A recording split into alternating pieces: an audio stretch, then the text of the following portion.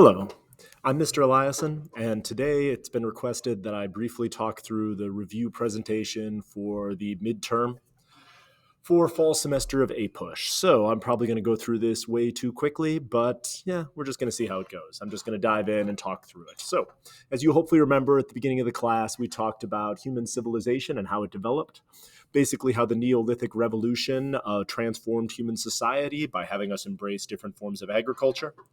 As humans moved from being hunters and gatherers to then swidden and mixed sort of farming and gathering, and then eventually intensive agriculture, human society became more complicated. And with all of that came new political, economic, and social systems designed to deal with all the problems associated with humans living in close contact with each other. We also got greater division of labor, which allowed people to get involved in a whole bunch of other things and led to growth of technology and all this sort of stuff. So human civilization was transformed by the Neolithic revolution, the domestication of plants and animals. In the Americas, the growing of the Three Sisters and the spread of corn cultivation led to the growth of advanced agriculture in the Americas. The Three Sisters are, of course, these three crops here, which grow in a relatively symbiotic relationship with each other.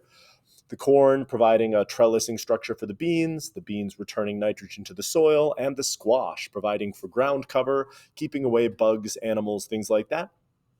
This allowed the Americas to develop or to be able to get significantly more calories per acre out of their agriculture and make up for the fact that they did not have many domesticated animals, especially not large and useful domesticated animals. The largest Native American society within North America is the Southeastern Ceremonial Complex. We see similar archaeological findings across the Mississippi and Ohio River valleys here. And because of that, we make some assumptions about the size and scope of their civilization. We believe that the city of Cahokia here, outside of St. Louis, was one of the largest cities in North America at the time. But the Southeastern Ceremonial Complex declined and collapsed long before Europeans showed up, and so most of what we know about it is conjecture.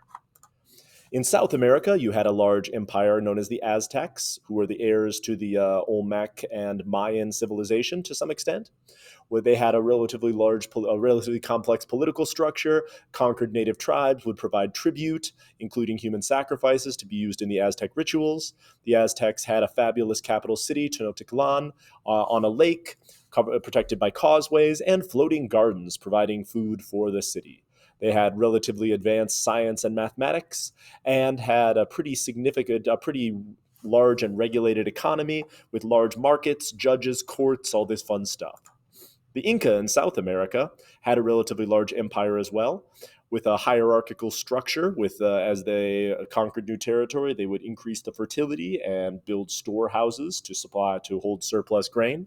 They'd build roads. They had a post system, and they had relatively advanced medicine for their time, being able to successfully perform brain surgery on people on occasion. So those are your large Native American empires. Of course, the whole thing blows up with the quote-unquote age of exploration, as the Iberian societies of Spain and Portugal begin to look for new trade routes to Asia, attempting to get access to Asian markets and cut the Ottoman Empire out. After the Battle of Guinea, the Portuguese are going to control the route around South America and eventually open up the door for the transatlantic slave trade, whereas the Spanish are going to do the other thing. And the other thing is, of course, going west to attempt to get to Asia. Christopher Columbus is the guy who is the first one to discover, quote unquote, the Americas. And he both forged a lasting contact across the colonies and was spectacularly brutal, treating Native Americans spectacularly poorly, the whole forcing them to gather gold and horrific punishments if they didn't come up with enough gold. So Columbus is eventually arrested, and instead of being governor of all of this, the Spanish are going to go with a very informal system known as the Quinto Real, where any Spaniard, as long as they paid 1/5 of what they captured to the crown, could go out a conquering and promise to pay his men with the riches that were seized from whatever Native American societies they encountered. This is the Columbian Exchange. Hopefully you remember and are familiar with this. The important components are the potato, leading to a substantial increase in the European population, disease, leading to a substantial decrease in the North American population, livestock and cereal grasses, transforming life in the Americas, and the growth of new cash crops, tobacco, sugarcane, coffee, things like that, are going to transform pretty much all the continents involved. Cortez is the Spanish conquistador who took out the Aztecs. As you hopefully remember, it was a confluence of disease and luck and daring that allowed him to go into Tenochtitlan, hold Moctezuma captive, and then eventually lead a coalition of Spanish and Native Americans to destroy the smallpox-ravaged Aztec Empire. Pizarro is going to do almost the same thing in Peru, intervening in the civil war between Atahualpa and Huascar, then having both of them killed, seizing control of the empire before he himself was assassinated, and South America collapses into chaos. De Soto did basically the same thing throughout the Southeast, copying Cortez's strategy, extorting money from Native Americans until he was eventually killed. This established Spanish claims to Florida. And Coronado did some wandering around the Southwest, establishing Spanish claims to the southwestern, what is today the United States. The Spanish economic system was known as encomienda. The original purpose of the encomienda system was to Christianize and civilize, quote unquote, Native Americans by relocating them onto Spanish estates. But the reality was it was often simply forced labor in mines or sugarcane fields, and the native population collapsed from a combination of disease and overwork. The Spanish did attempt to reform their society, with Bartolomé de las Casas arguing that the Native Americans were people and maybe we shouldn't be killing them, whereas Sepulveda argued a very Aristotelian sort of hierarchy of races, arguing that the Native Americans were were destined to be slaves. The Spanish did try to pass new laws, and they set up a rotating labor system where the Native Americans, rather than relocating them onto Spanish estates, they stayed in their villages and provided seasonal corvée labor to Europeans. But in general, this did not stop the collapse of the Native American population in the Caribbean, although the populations in both Mesoamerica and South America eventually stabilized. The Spanish, of course, still needed labor, so they're now going to import enslaved people from Africa, and we get the beginning of this triangular trade, with Europeans exporting finished products, importing raw materials, and enslaved people traveling across the Atlantic on the horrific Middle Passage. The form of chattel slavery that was used in the Americas was different from other forms of slavery because the enslaved people were treated as property and had very few rights. Families were often broken up, and you inherited your status as enslaved from your mother, meaning that the children born to enslaved people would also be enslaved.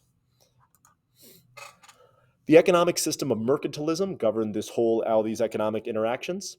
Mercantilism is an economic system designed to benefit the mother country by using colonies to have a favorable balance of trade. You do this by importing relatively cheap raw materials and exporting expensive finished products. But in order to keep all the money in the system, you often had strict laws that were passed in order to prevent your colonies from trading with other people and ensuring that you got to keep all the money in this whole process. In the northern parts of the Spanish Empire, the hand of the Spanish government was much lighter. Missions were established across the southeast or southwestern United States, and the goal was to Christianize Native Americans, but it did provoke rebellions such as Popay's Revolt, which is one of the first attempts to unify a variety of diverse native tribes with this version of pan-nativism, emphasizing their similarities in order to try to build a coalition to resist Europeans. This attempt failed like all other pan-nativist attempts, but it is noteworthy because this is one of the first attempts to unify a diverse group of Native Americans to resist European encroachment. The British and the French also eventually set up colonies in the Americas, the British along the Atlantic seaboard, and the French first along the St. Lawrence River Valley and the Great Lakes. The French had a much better relationship with Native Americans because their relationship was much more symbiotic. Native Americans could trade furs and other raw materials to the French in exchange for European guns and finished goods, and because the French were not interested in settling in huge numbers, there was much less conflict, although you did get conflicts like the Beaver Wars, in which the Iroquois and Algonquin people went to war over who was going to have access to the European fur trade. So, not totally devoid of conflict, but certainly not the encomienda system of the Spanish. Eventually, the English started settling after the failed colony of Roanoke. You get the settlement of Jamestown. The goal of Jamestown was to make money, but they struggled to feed themselves, and we get a lot of hilarious John Smith jokes about cannibalism during the starving time. Eventually, Jamestown was saved by John Rolfe, who introduced the cash crop of tobacco, which the people of Jamestown could then trade for money and food and the other things they needed to survive. It was very unpleasant to work in Jamestown because of both the diseases from the swampy land and also the unpleasantness of harvesting tobacco. And so, in order to convince people to come over, the English passed the headright system, by which if you came to Virginia, you could get free land. Most English people could not afford to pay their own passage, so indentured servitude was enacted. In indentured servitude, you paid for someone to come across, and then they would work for you for a period of time. After that period, they would then get their freedom and be allowed to get land. But in the early days of the headright system, indentured servants died in huge numbers, leading to the creation of very large estates from these plantation owners in the Tidewater region along the coast, with indentured servants who survived getting land in the much less fertile back country, leading to the backcountry Tidewater divide. Eventually, John Rolfe's marriage to Pocahontas did not stop warfare with the Powhatan people, and in a series of wars, the Jamestown settlers eventually drove the Powhatan people off the coast into the backcountry regions. This led to conflict with backcountry farmers who wanted the government to do more to protect them.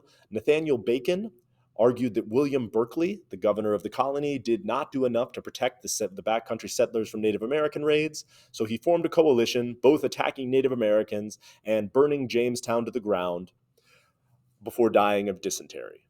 Despite the fact that Bacon's rebellion did not really change the relationship between the Tidewater and backcountry farmers, it did lead the people of Virginia to start moving away from indentured servitude and towards more chattel slavery, using enslaved Africans as labor.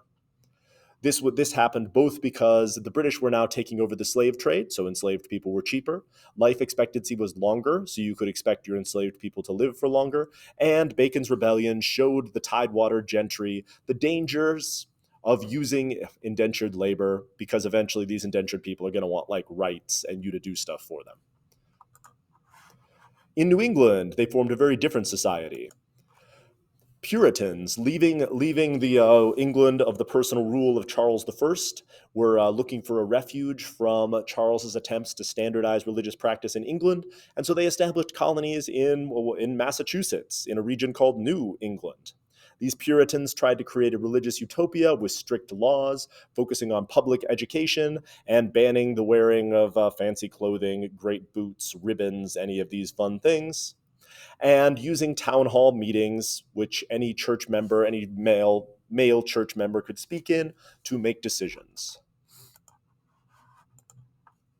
They also had conflict with Native Americans, driving out the Pequot peoples in the Pequot Wars, especially after the Mystic River massacre/battle, where the Puritans simply burned the village to the ground, killing everyone there. They kicked out people who challenged their religious authority, like Roger Williams, who eventually founded the also somewhat Puritan colony of Rhode Island, which provided more religious tolerance, and Anne Hutchinson, who was kicked out for the double sin of challenging church authorities and being a woman. She was also kicked out of Rhode Island because she kept being a woman who had ideas. Eventually, once the English Civil Wars ended and Oliver Cromwell took over England, instead of having Puritan refugees fleeing from Anglican persecution, now you had Anglican refugees fleeing from Puritan persecution. And the flow of Puritans into New England slowed. In order to incorporate these new people, New England adopted what's called the Halfway Covenant, in which they allowed people who acted at least as visible saints to join at least partially into society and participate in government, making them somewhat more religiously tolerant. The final round of Native American conflict was King Philip's War, started by Metacom or King Philip here. They launched attacks on Puritan settlement before eventually being defeated by a large Puritan army and driven out of New England forever. New York was originally established by the Dutch before it was taken by the British in one of the Anglo-Dutch wars. It then stayed mostly the same in that it was a mercantile trading post, but it took on the name of New York as opposed to New Amsterdam or New Netherlands. Maryland was originally established as a haven for Catholics, but embraced religious tolerance and has a weird flag because of Cecilius Calvert's, because of his royal crest. And Pennsylvania was even more religiously tolerant, with William Penn selling land to any settler at a relatively cheap price, and because he was a Quaker, providing a much more egalitarian system with low property requirements for voting and religious tolerance and greater rights for women. England attempted to enforce their mercantilist system through the Navigation Acts, forcing all trade to go through England. This was passed during the Protectorate, but was continually added to and enforced. It also kicked off a number of rounds of warfare, mostly between the British and the Dutch, in order to try to enforce these laws. This led to the British seizing more territory and started a cycle of debt that's eventually going to lead to the American Revolution. A series of mercantilist laws were passed to try to hold back the economic development of the colonies, but these were mostly unenforceable, leading to an era of salutary neglect, where England decided that they weren't going to be able to enforce these laws, and maybe that was okay, because they had a lot on their plate anyway, with restorations and glorious revolutions and things like that. The colonies were able to develop mostly independently, establishing their own local colonial assemblies elected by property owning men.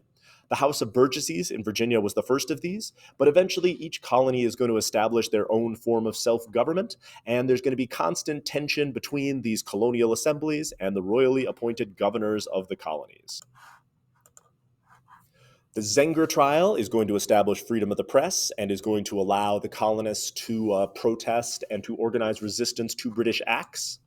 The Dominion of New England was an attempt by the restored Stuart dynasty to provide more direct government over the colonies, and it provoked revolts basically everywhere, demonstrating yet again that anytime Britain tried to exert direct rule over the colonists would resist. And we got the development of independent maroon communities as slavery became an entrenched force throughout the southern colonies, and enslaved people attempted to resist their status as enslaved by running away, working slowly, and forming their own independent communities in hinterland regions like Florida, the Great Dismal Swamp, southern Georgia, places like that. We also got the rise of the regulator movement in North Carolina and other places, with regulators beginning to form militias to push back against what they saw as overly harsh Eastern domination in politics. And so the effect of this is you begin to develop independent colonial militias, which are eventually going to be folded in or are going to become incredibly important during the American Revolution. Tension with England started over the Ohio River Valley. The colonists were running out of surplus land along the coast, and so they began to push westward into the Appalachian Mountains, where they got into conflict with both Native Americans and the French people who ostensibly claimed this land as well. Specifically, companies from Virginia began pushing in, and a guy named George Washington, in attempting to expel the French from Fort Duquesne, kicked off a massive conflict known as the French and Indian War. The colonists and the British really struggled to fight in the Ohio River Valley, with both Washington and then General Braddock getting defeated, but they had much greater success up north, where the British Navy was able to help ferry in a significant number of regular troops, first taking Louisbourg, then Quebec, and then eventually the fortress city of Montreal, ending the French and Indian War. Afterwards, England took control of most of France's possessions, and ostensibly this was a massive win for the colonists. But Native Americans, led by Pontiac, fought back, burning a series of British forts, taking one fort through an awesome sort of lacrosse ploy, and very rudely failing to die of smallpox. This convinced the British that maybe the Ohio River Valley wasn't worth the trouble, and led them to establish what's called the Proclamation Line, which attempted to stop colonial encroachment westward. This proclamation line was mostly ignored by the colonists, and it's going to be a continuing source of tension between the British and the colonists. England was also in spectacular debt from the French and Indian War, and so they attempted to pass on some of the cost of the war to the colonists through the Stamp Act, which was a tax on paper. This led to general outrage across the colonies. Patrick Henry may have threatened to assassinate the king. You got massive boycotts, and in Boston, they're going to riot and burn down government buildings, as they do. We also get the forming of committees of correspondence to help organize these boycotts, these protests, and the growth of groups like the Sons of Liberty.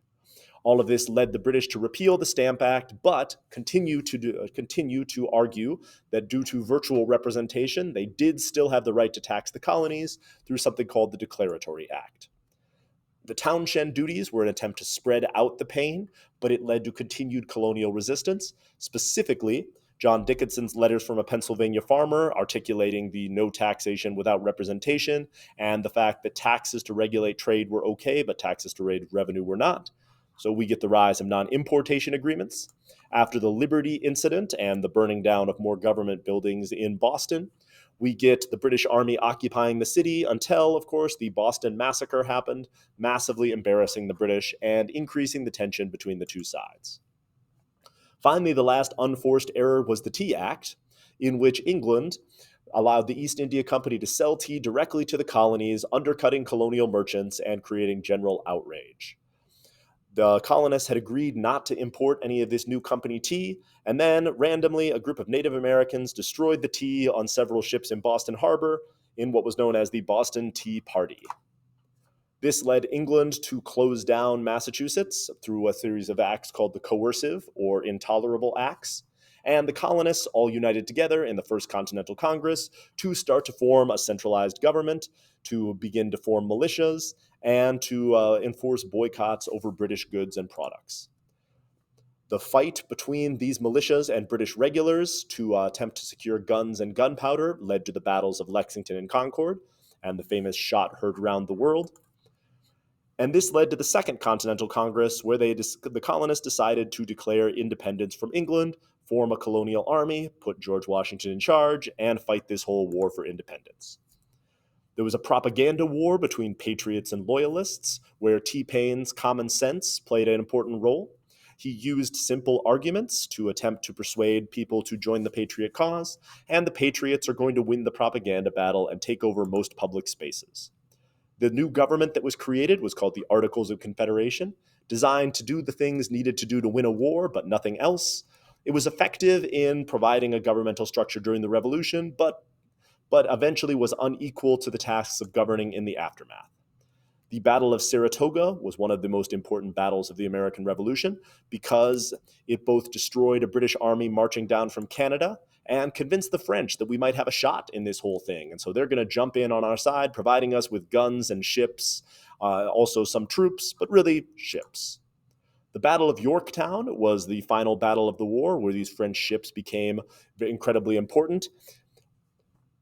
General Cornwallis's army was trapped inside Yorktown by a combined American and French force, and with French ships blocking off the Chesapeake Bay, Cornwallis surrendered, and the war was over.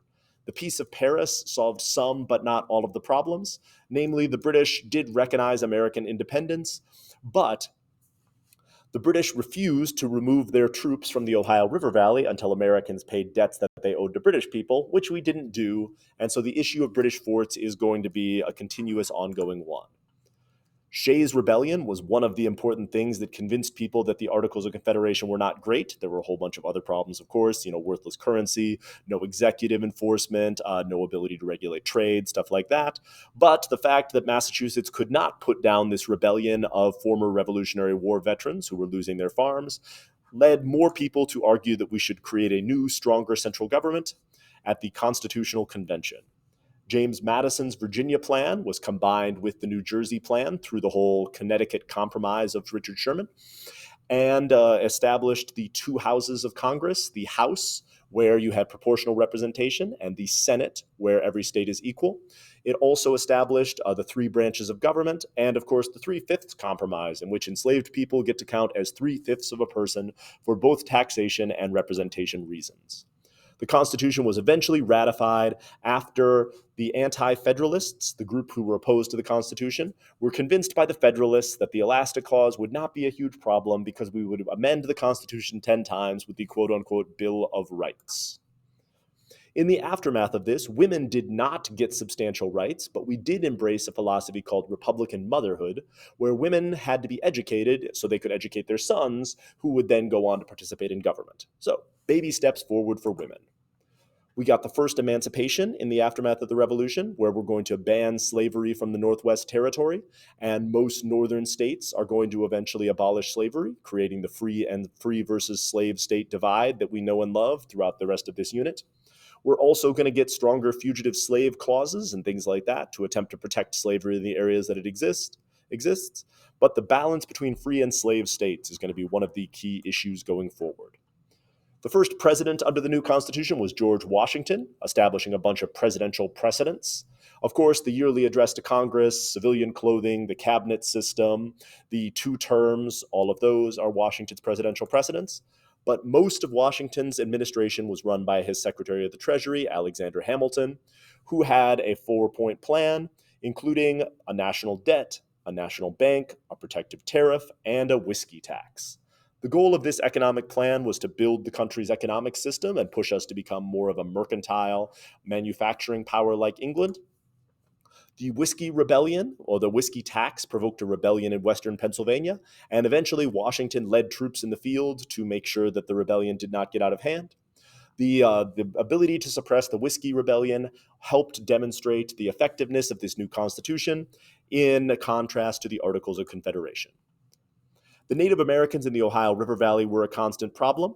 Little Turtle, chief of the Miami people, defeated a number of American expeditions until he was eventually defeated at the Battle of Fallen Timbers. This established the Treaty of Greenville Line, which would solve the problem of Native American land claims in the Ohio River Valley forever. The French Revolution was going on, and this was creating a constant problem in the United States. Jay's Treaty was an attempt to normalize relations with England, and Piccaninny's Treaty established our border with Spain.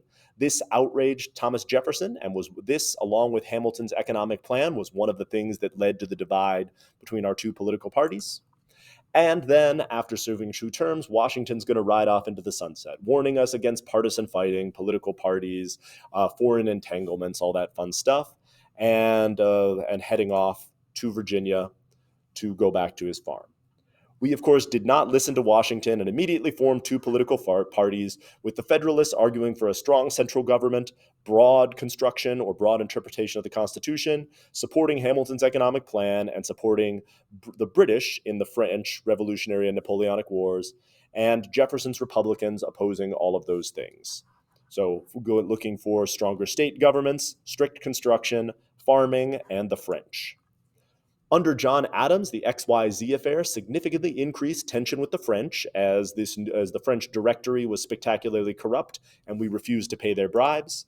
This led to both the quasi-war with France, as U.S. ships and French ships fought a series of battles in the Atlantic and the Caribbean, and the passage of the Alien and Sedition Acts, both limiting the rights of immigrants and limiting freedom of speech.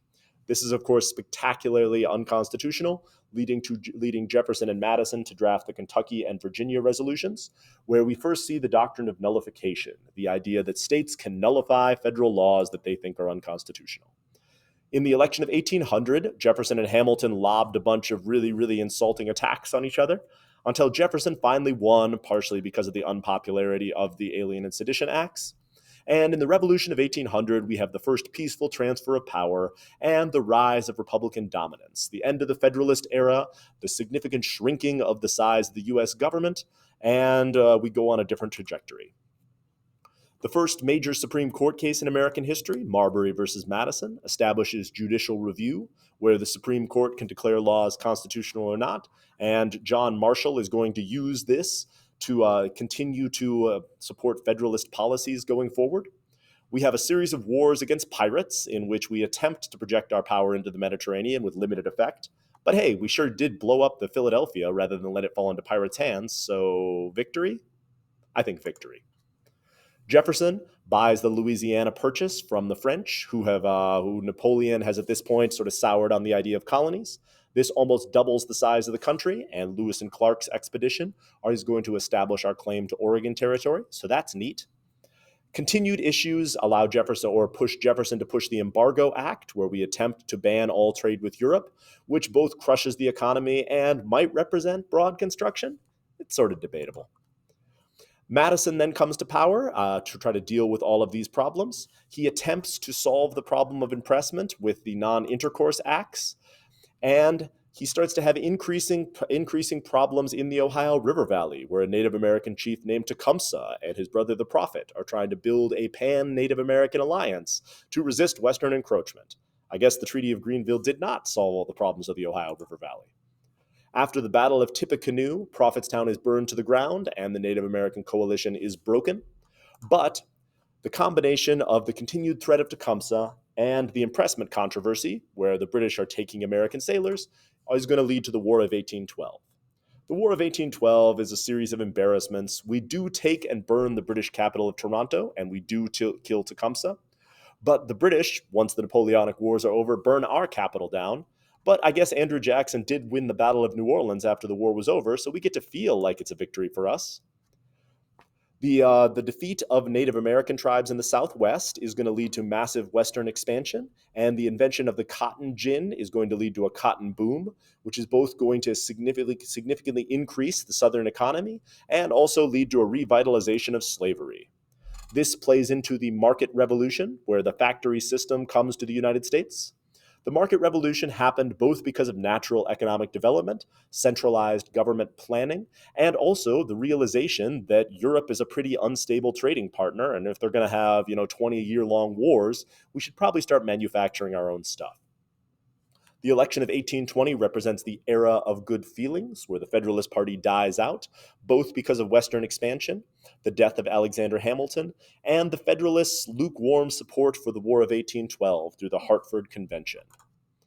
The Missouri Compromise forever solves the issue of slavery, with Henry Clay proposing a line, 3630, dividing free versus enslaved territory, and bringing in Missouri and Maine in pairs to keep the balance in the Senate. Henry Clay also proposes the American system, a Hamiltonian-style economic plan with a national bank, protective tariff, and Western infrastructure through roads and canals. This was popular in the North, represented by Daniel Webster, and the West, represented by Henry Clay, but not popular in the South, represented by John C. Calhoun here. The Monroe Doctrine established U.S. dominance over the Americas by saying that Europe should not try to establish more colonies there. This is eventually going to create the precedent where the U.S. is going to be the protector of the Americas. This is both because of our newfound confidence from the War of 1812, but also because of the new Latin American independent republics through Latin American independence movements. The election of 1824 is going to forever break the era of good feelings, with 4 candidates and the corrupt bargain between John Quincy Adams and Henry Clay leading to Jackson getting locked out of the White House. He's going to form a new political party with Martin Van Buren called the Democrats, which has a much more centralized structure. It's got party tickets, a party whip, party discipline, party newspapers, and we're going to massively expand suffrage. Upon his election, Jackson and his fabulous cheese are going to bring more power to individual people as we're removing property requirements for suffrage. We also get a second Great Awakening, which is mostly imported from Europe through the re-Christianization in the aftermath of the French Revolution. The Second Great Awakening gives us a bunch of different reform movements, abolition, women's rights, prison reform, temperance, things like that. But it also gives us a bunch of new religious groups, including the Mormons, and then a bunch of communal societies like the Shakers and the Oneida community, which don't totally work out. The Liberty Party becomes the first anti-slavery abolitionist party, and we start to see people like William Lloyd Garrison and Frederick Douglass arguing more strongly that slavery should be eliminated. In response to this, we get the gag rule banning the discussion of anti-slavery petitions in the House of Representatives, effectively kicking the can down the road for a decade. And opposition to the rise of Andrew Jackson and the Democrats leads to the second party system, where Henry Clay attempts to create a sort of Federalist-like party with an alliance between mostly Northerners and Westerners, although not exclusively. Andrew Jackson destroys the bank, effectively defeating one part of Henry Clay's American system. He also vetoes the Maysville Road, and he has a showdown with John C. Calhoun, in which the issue is protective tariffs. South Carolina argues that they should be able to nullify tariffs, and Jackson threatens to send armed tax collectors into South Carolina, and John C. Calhoun backs down. Jackson also removes the 5 civilized tribes from the Southwest to open up more land for cotton cultivation, and defies the Supreme Court in removing the Native Americans along the quote-unquote Trail of Tears. Jackson's destruction of the bank is eventually going to lead to an economic collapse in 1837, and Van Buren's problematic financial policies leads to a massive economic depression that's going to last for approximately a decade. Texas declares their independence for a whole bunch of reasons, but we do not recognize the new independent Republic of Texas because it would lead to war with Mexico, and Northern abolitionists were opposed to it.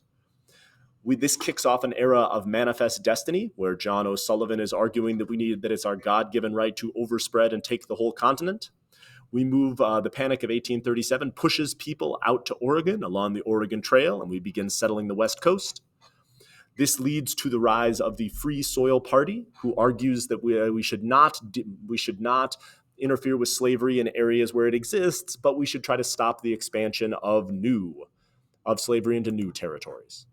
In the Mexican-American War, we bring in Texas and then go to war with Mexico. The Wilmot Proviso lays out that attempts to ban slavery from the territories that we've gotten from Mexico. And the Treaty of Guadalupe Hidalgo significantly expands westward, although we do not annex all of Mexico for both moral and racist reasons. The Compromise of 1850 is going to attempt to solve the problem of these Western territories with 4 parts. This is Henry Clay's final compromise. California is going to come in as a free state, popular sovereignty for Utah and New Mexico territory, a new stricter fugitive slave law is going to be passed, and the slave trade is going to be banned in Washington, D.C. We also get a nativist movement where Native Americans, and by Native Americans we mean Anglo-Saxon Europeans, are going to be racist against Irish and Catholic people because of immigration from the Irish potato famine and the revolutions of 1848. The Underground Railroad is going to grow in popularity as this new fugitive slave law makes the North no longer a haven. This is going to create significant tension between the North and the South. During the Pierce administration, we're going to open up Japan through the Perry Expedition, putting us on an eventual collision course with Japan in World War II, but demonstrating again that we're now a more advanced, outward-looking country. We're going to embrace popular sovereignty in order to solve the slavery problem. Popular sovereignty, of course, allows the people of a territory to choose whether or not they want slavery to exist there. And the Kansas-Nebraska Act opens up Kansas and Nebraska under the principles of popular sovereignty and creates no end to problems. Bleeding Kansas, of course, is the massive voter fraud and violence and John Brown murdering people with broadswords that results from the whole Kansas-Nebraska Act, significantly increasing tension and putting us on a collision course for the whole Civil War thing. All of this violence eventually spilled over into national politics when a speech by Charles Sumner enraged Preston Brooks of South Carolina and led to his brutal beating on the floor of the Senate. This attack galvanized both supporters of slavery and abolitionists, as Charles Sumner was reelected and got broad support, whereas Preston Brooks got the gift of many canes, which he could then use to beat up, theoretically, other abolitionists. All of this led to the growth of a new anti-slavery party, the Republican Party, which would combine an ostensibly Whig kind of economic policy with free soilers and abolitionists. This party would then appeal predominantly to Northerners and would facilitate the movement towards the whole Civil War thing. The Dred Scott decision also galvanized opponents of slavery, as Dred Scott, an enslaved man, lost his Supreme Court case ruling both that bringing an enslaved person into a free territory does not make them free, and also that black people have no constitutional rights that the government has to support. In the election of 1860, the Republicans were able to effectively win the election with only Northern votes. The Democrats split into a Northern and Southern Democratic Party, and the Constitutional Union Party tried desperately to not have a civil war. Lincoln's election, with, again, only Northern votes, led to the secession of first South Carolina and then the rest of the South, and more or less made the Civil War inevitable.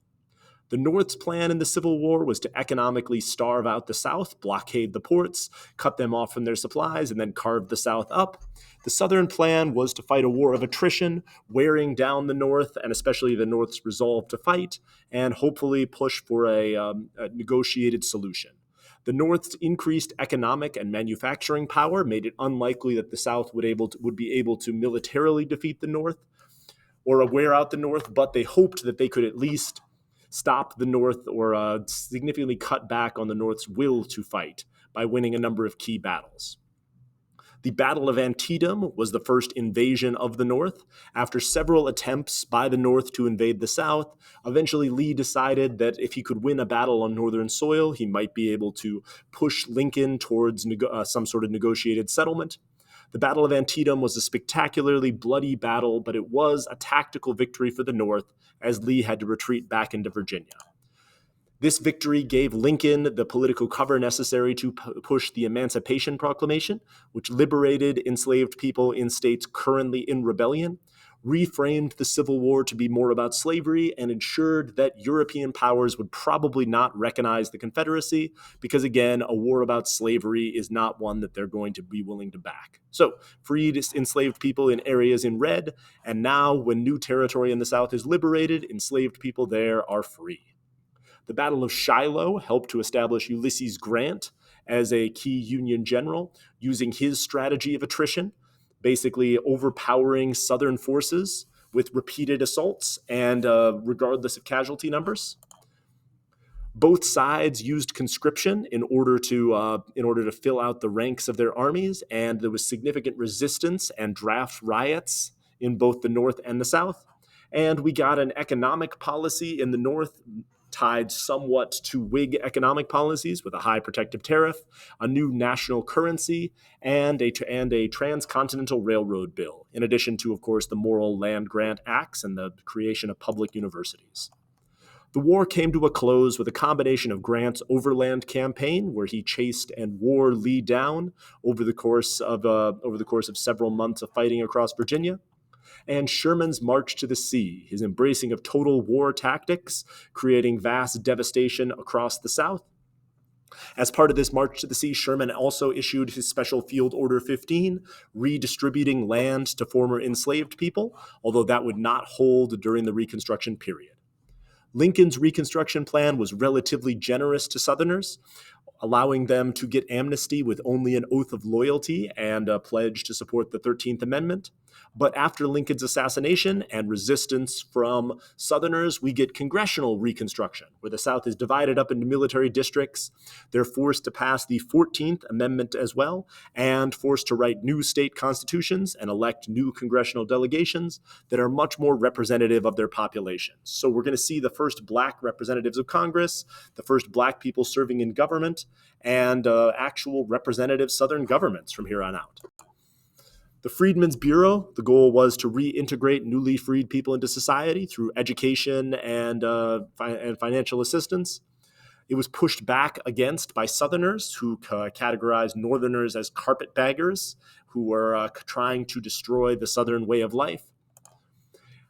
The 13th and 14th and 15th Amendments banned slavery, provided citizenship and equal protection under the law to all people, and provided Black men with the right to vote. This outraged women supporters who wanted women included in these things, but these enshrined constitutional protections would have a lasting effect on American society and move Black people closer to being full participants. But Southerners pushed back against this. Southern governments refused to embrace all this stuff. You got the rise of the Klan using vigilante violence to try to both intimidate Northerners and push Black people back into a subservient position. The Grant administration did attempt to enforce some of these laws against the Klan and did try to eliminate to protect Black people to some extent.